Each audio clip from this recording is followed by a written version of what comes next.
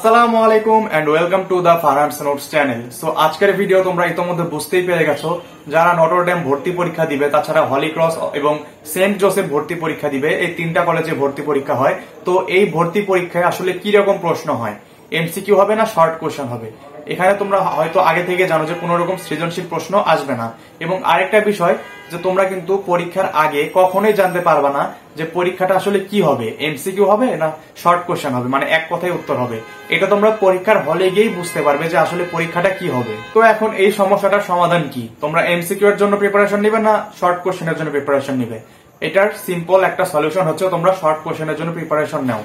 এখন তোমরা যদি কোনো প্রশ্নের উত্তর এক কথাতেই জানো তাহলে কিন্তু তোমাদের কোনো সমস্যা হবে না, সেটা যদি অপশন আকারে আসে, মানে এমসিকিউ আকারে আসে। কিন্তু তোমরা যদি এমন ভাবে পড়ো যে চারটা অপশন, মানে অপশন দেখলে তোমার উত্তরটা মনে পড়তেছে, তখন কিন্তু তোমার সমস্যার সম্মুখীন হতে হবে যদি শর্ট কোশ্চেন হয়। কেননা তোমার অপশন না দেখলেও তার উত্তর মনে পড়ছে না। কিন্তু তোমরা যদি শর্ট কোশ্চেনের উপর প্রিপারেশন নাও, তোমরা জাস্ট প্রশ্ন পড়ে কিন্তু উত্তরটা মাথায় চলে আসবে এবং অপশন থেকে তোমরা আরো শিওর হতে পারবে। সেজন্য আমি তোমাদেরকে একটা সিম্পল সলিউশন দিচ্ছি, তোমরা শর্ট কোশ্চেনের প্রিপারেশন নাও। এবং গার্লস যারা হলি ক্রসে দিবে তারা অবশ্যই ক্যালকুলেটর ছাড়া ম্যাথ প্র্যাকটিস করো। এবং সেই ক্ষেত্রে একটা বড় সুবিধা হচ্ছে তোমাদের কিন্তু বড় বড় ম্যাথ করার দরকার নেই। যেমন তোমাদের কেমিস্ট্রির ষষ্ঠ অধ্যায়ের ম্যাথ গুলো, এগুলো কিন্তু 6.023 × 10⁻23 ম্যাথ। এখন এই ধরনের ম্যাথ তো তোমাদেরকে দেওয়ার কথা না, তাই না? তাই তোমরা এরকম বড় বড় ম্যাথ গুলো চাইলে অ্যাভয়েড করতে পারো, যেহেতু হলি ক্রসে ক্যালকুলেটর অ্যালাউড না।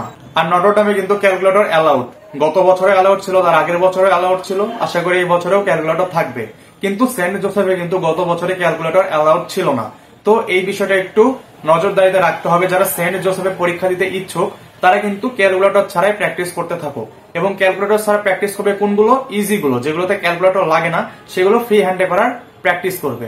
কিন্তু যেগুলোতে তোমার ক্যালকুলেটর লাগে নটর ডেমের জন্য, সেগুলো ক্যালকুলেটর সহ প্র্যাকটিস করো। এবং বিশেষ করে ক্যালকুলেটর ট্রিক্স গুলো দেখে নাও যাতে তোমাদের সুবিধা হয়। তো আজকে এই পর্যন্তই। এরকম আরো টিপস নিয়ে তোমাদের সামনে আরো হাজির হয়ে যাবো। পাওয়ার জন্য চ্যানেলটি সাবস্ক্রাইব করো, যদি সাবস্ক্রাইব না করে থাকো কমেন্ট বক্সে তোমার প্রশ্ন জানাও এবং লাইক দিতে ভুলো না। তো আজকে এই পর্যন্তই। আসসালামু আলাইকুম।